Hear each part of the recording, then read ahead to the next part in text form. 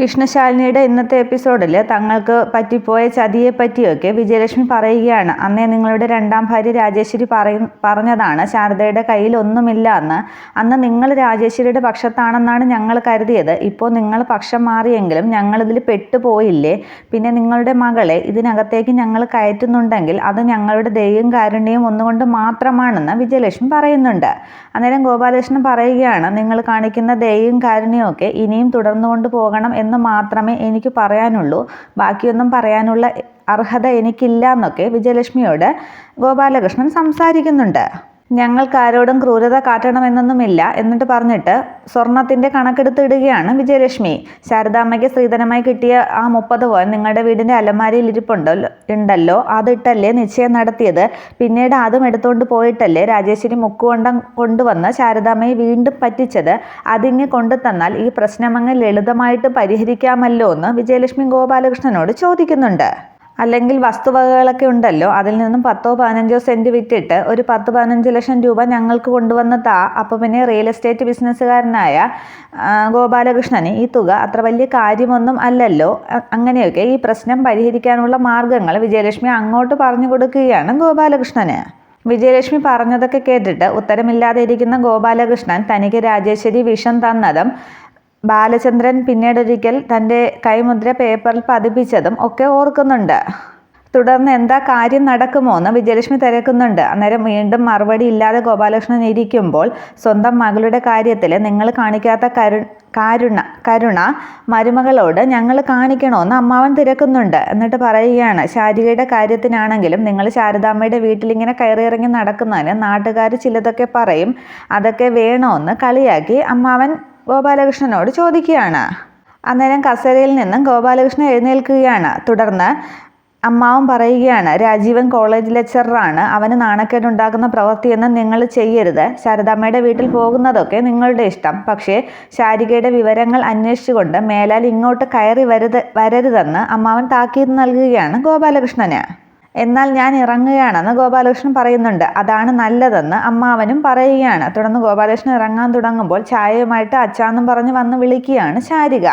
അന്നേരം അമ്മാവൻ പറയുന്നുണ്ട്, ചായ കുടിച്ചിട്ട് പോയാൽ മതി ഗോപാലകൃഷ്ണ എന്ന്. തുടർന്ന് വിജയ് നീ ഇങ്ങ് വന്നേന്നും പറഞ്ഞ് വിജയലക്ഷ്മിയും കൂട്ടി അകത്തേക്ക് അമ്മാവനങ്ങ് പോകുന്നു.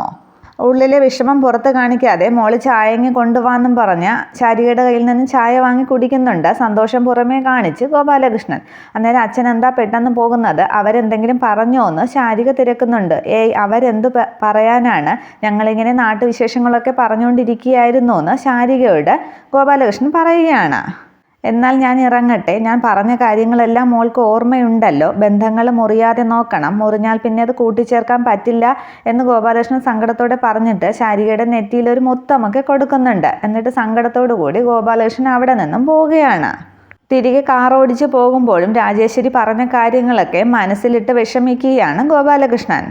തുടർന്ന് കാണിക്കുന്നത് ആകെ വിഷമിച്ചിരിക്കുന്ന പ്രീതിയോട് വസുമതി വന്ന് ദേഷ്യപ്പെടുകയാണ്. നീ എന്താ റെഡിയാവാത്തത്? DNA ടെസ്റ്റിൻ്റെ കാര്യം ഞാൻ പറഞ്ഞത് തമാശയാണെന്ന് നീ കരുതിയോ? നിന്റെ കളികളെല്ലാം ഇവിടെ പൊളിയാൻ പോവുകയാണ്. പെട്ടെന്ന് ഒരുങ്ങി റെഡിയായി വാ എന്ന് ദേഷ്യത്തോടു കൂടി വസുമതി പ്രീതിയോട് പറഞ്ഞ ശേഷം താഴേക്ക് പോകുന്നുണ്ട്. വസുമതിയുടെ സംസാരമൊക്കെ കേട്ട് ആകെ ടെൻഷനാകുന്ന പ്രീതി ശാലിനിയെ ഫോൺ വിളിച്ച് അറിയിക്കുകയാണ്, എന്നെ DNA ടെസ്റ്റിന് കൊണ്ടുപോവുകയാണെന്ന്. അന്നേരം ഇപ്പോഴോ? പോയിട്ട് വാ, പിന്നെ പ്രീതി ആരും സംശയിക്കില്ലല്ലോ. അതോടുകൂടി പ്രശ്നങ്ങൾക്കെല്ലാം പരിഹാരമാകുമല്ലോ എന്ന് ശാലിനി പറയുന്നുണ്ട്. അന്നേരം ഈ ശാലിനി ഫോണിൽ സംസാരിക്കുന്നത് ശ്രദ്ധിച്ചുകൊണ്ട് അവിടേക്ക് സുസ്മിത വരുന്നുണ്ട്. അന്നേരം പ്രീതി പറയുകയാണ്, അമ്മ ഇത് അറിയുമോ എന്നാണ് എൻ്റെ പേടി. പിന്നെ ടെസ്റ്റ് നടക്കുമ്പോൾ ശാലിനി എൻ്റെ കൂടെ ഉണ്ടായിരുന്നെങ്കിൽ നന്നായിരുന്നേനെ, എനിക്കൊരു ധൈര്യവും ആയേനെന്ന്. അന്നേരം സത്യാമ്മ ഇത് എങ്ങനെ അറിയാനാണ്? ഹോസ്പിറ്റലിൽ ഞാൻ ഉണ്ടാകും, പ്രീതി ധൈര്യമായിട്ട് പോന്ന് ശാലിനി പ്രീതിയോട് പറയുകയാണ്. അന്നേരം ആ ശാലിനി സംസാരിക്കുന്നത് എന്താണെന്ന് സുസ്മിതയ്ക്ക് മനസ്സിലാകുന്നുണ്ട്. പിന്നീട് ഫോൺ വെച്ച് ശാലിനി അങ്ങ് അകത്തേക്ക് പോകുന്നുണ്ട്. ശാലിനി സുസ്മിതയെ കാണുന്നില്ല. തുടർന്ന് സുസ്മിത ചിന്തിക്കുകയാണ്, എന്തോ കള്ളത്തരമുണ്ടല്ലോ. നീ എവിടെ പോയാലും പിന്നാലെ ഞാൻ വന്ന് അത് പിടിച്ചിരിക്കുമെന്ന് സുസ്മിത മനസ്സിൽ ഉറപ്പിക്കുന്നുണ്ട്. തുടർന്നും കാണിക്കുന്നത് റോഡരികിലൊക്കെ നിൽക്കുന്നവരോട് സുസ്മിതയുടെ കാമുകൻ സുസ്മിതയുടെ ഫോട്ടോയും കാണിച്ചിട്ട് ഈ പെൺകുട്ടിയെ കണ്ടിട്ടുണ്ടോ എന്നൊക്കെ തിരക്കുകയാണ്. അന്നേരം ആരും കണ്ടിട്ടില്ല എന്ന് മറുപടി പറയുന്നുണ്ട്. ഇതേ സമയം ശാലിനി പോകുന്ന ഓട്ടോയുടെ പുറകെ കാറിൽ ശാലിനിയെ ഫോളോ ചെയ്ത് പോവുകയാണ് സുസ്മിത. എന്തോ കള്ളത്തരമുണ്ട്, ഇവളെ ഞാൻ എന്തായാലും ഇന്ന് പിടിച്ചിരിക്കും, ഇവളിത് എങ്ങോട്ടാണ് പോകുന്നത് എന്നൊക്കെ കാറിലിരുന്ന് സുസ്മിത ചിന്തിക്കുന്നുണ്ട്. ഇതേസമയം പ്രീതിയെയും കൂട്ടി വസുമതി ഹോസ്പിറ്റലിൽ എത്തുന്നുണ്ട്. എന്നിട്ട് ടെസ്റ്റിന് വേണ്ടി വെയിറ്റ് ചെയ്യുകയാണ് പ്രീതി.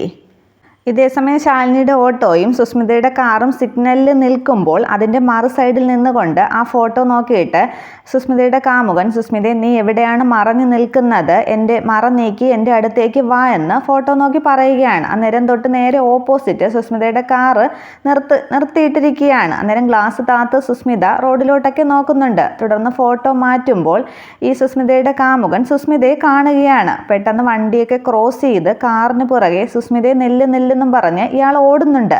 അതേസമയം സിഗ്നൽ മാറി വണ്ടി അങ്ങ് പോവുകയാണ്. തുടർന്ന് സുസ്മിതയെ കാറ് നിർത്താൻ എന്ന് പറഞ്ഞ് കാറിൻ്റെ പുറകെ കുറച്ചു ദൂരം ഇയാൾ ഓടുന്നുണ്ട്. സുസ്മിതയെ ഇയാൾ കണ്ടെങ്കിലും സുസ്മിത പക്ഷേ ഇയാളെ കണ്ടില്ല. കുറച്ചു ദൂരം ഓടി തളർന്ന ശേഷം കാറിൻ്റെ നമ്പർ കിട്ടി സുസ്മിതയെ ബാക്കി ഞാൻ ഏറ്റു എന്നും പറഞ്ഞ് ഇയാളങ്ങ് മാറിപ്പോവുകയാണ്. ഇതേസമയം ഹോസ്പിറ്റലിൽ വെയിറ്റ് ചെയ്തിരുന്ന മുഷിഞ്ഞ വസുമതി സിസ്റ്ററോടൊക്കെ തട്ടിക്കയറുന്നുണ്ട്. എനിക്കിവിടെ കാത്തുകെട്ടി കിടക്കാനൊന്നും പറ്റില്ല, പോയിട്ട് വേറെ ജോലിയുണ്ടെന്ന്. അന്നേരം ഡോക്ടർ വേറൊരു പേഷ്യൻറ്റിനെ നോക്കുകയാണെന്നൊക്കെ നഴ്സ് പറയുന്നുണ്ട്. അതൊന്നും പറഞ്ഞാൽ പറ്റില്ല, ഞാൻ നേരത്തെ അപ്പോയിൻമെൻ്റ് എടുത്തതാണ്, നീ പോയി വസുമതി കുഞ്ഞമ്മ വന്നിട്ടുണ്ടെന്ന് ഡോക്ടറോട് പറയാനായിട്ട് പറഞ്ഞ് നഴ്സിനെ പറഞ്ഞു വിടുകയാണ് വസുമതി. ഇതേസമയം ഓട്ടോയിൽ ശാലിനിയും പുറകെ സുസ്മിതയും ഹോസ്പിറ്റലിൽ എത്തുന്നുണ്ട്. അങ്ങനെ ശാലിനി അങ്ങ് ഇറങ്ങി അകത്തേക്ക് പോകുമ്പോൾ ഇവൾക്ക് എന്താ ഹോസ്പിറ്റൽ കാര്യം എന്ന് ചിന്തിച്ചുകൊണ്ട് സുസ്മിതയും ശാലിനിയുടെ പുറകെ പോവുകയാണ്. ശാലിനിയെ കണ്ടിട്ട് അപ്പോഴേക്കും കമ്പിയിങ് എത്തിയോ എന്ന് വസുമതി കളിയാക്കി ചോദിക്കുന്നുണ്ട്. അന്നേരം പ്രീതി പറഞ്ഞില്ല ആൻറ്റി, ഞാൻ വെറുതെ വിളിച്ചപ്പോൾ ഹോസ്പിറ്റലിൽ പോകുന്ന കാര്യം ചോദിച്ചപ്പോൾ പ്രീതി എന്നോട് പറഞ്ഞു പോയതാണെന്ന് ശാലിനി പറയുന്നുണ്ട്.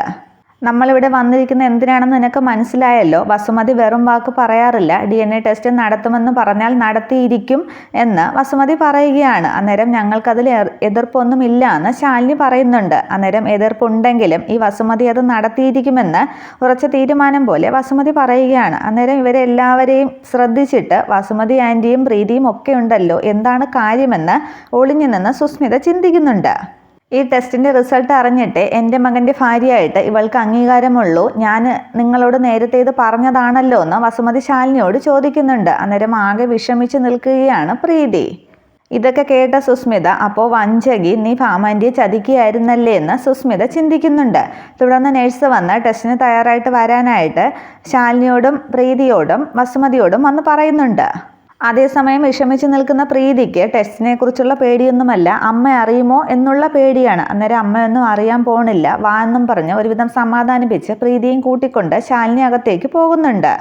അവർ പോയ ശേഷം സുസ്മിത പറയുകയാണ്, ഇതുവരെ സുസ്മിത പയറ്റിയതെല്ലാം കുതന്ത്രങ്ങളായിരുന്നു, നിങ്ങളെല്ലാവരും ചേർന്ന് ആൻറ്റിയെ പറ്റിക്കുകയായിരുന്നു, ഇനി നിങ്ങൾ വീഴാൻ പോകുന്നത് സ്വയം ഒരുക്കിയ കെണിയിൽ തന്നെയാണ്, ഒരു വെടിക്ക് 2 പക്ഷിയല്ല 20 പക്ഷിയാണ് വീഴാൻ പോകുന്നത്, കാണിച്ചു തരാം എന്ന് പറഞ്ഞിട്ട് സത്യഭാമയെ ഫോൺ ചെയ്യുകയാണ് സുസ്മിത. ഫോൺ എടുത്ത സത്യഭാമ, എവിടെയാ സുസ്മിതയെ, നീ ഇവിടെ കുറച്ചു നേരമായിട്ട് കാണുന്നില്ലല്ലോ എന്ന് ചോദിക്കുന്നുണ്ട്. അന്നേരം ഞാൻ ഹോസ്പിറ്റലിലാണ് എന്ന് സുസ്മിത പറയുകയാണ്. അന്നേരം എന്ത് പറ്റിയെന്ന് ഭാമ ചോദിക്കുകയാണ്. അന്നേരം പറ്റാൻ പോകുന്നത് എനിക്കല്ല, ആൻറ്റിക്കാണ്. ആൻറ്റിയോട് നാട്ടുകാർക്കും വീട്ടുകാർക്കും കുറച്ച് ബഹുമാനമൊക്കെ ഉണ്ടായിരുന്നു, അതൊക്കെ തീരാൻ പോവുകയാണ്. ഇന്ന് നല്ലത് പറഞ്ഞവർ നാളെ ആൻറ്റിയെ നോക്കി പരിഹസിക്കും എന്നൊക്കെ സുസ്മിത പറയുകയാണ്. അന്നേരം നീ കാര്യം എന്താണെന്ന് പറയുന്ന സത്യഭാമ ചോദിക്കുകയാണ്. അന്നേരം ആൻറ്റിയുടെ പുന്നാര മരുമകൾ പ്രീതി ഹോസ്പിറ്റലിലേക്ക് DNA ടെസ്റ്റിന് കൊണ്ടുവന്നിരിക്കുകയാണെന്ന് സുസ്മിത പറയുന്നുണ്ട്. അന്നേരം അത് കേട്ട് ആകെ ദേഷ്യവും അമർഷവും ഒക്കെ തോന്നുകയാണ് സത്യഭാമയ്ക്ക്. ഇത്രയുമാണ് പുതിയ എപ്പിസോഡ്. Okay, thank you.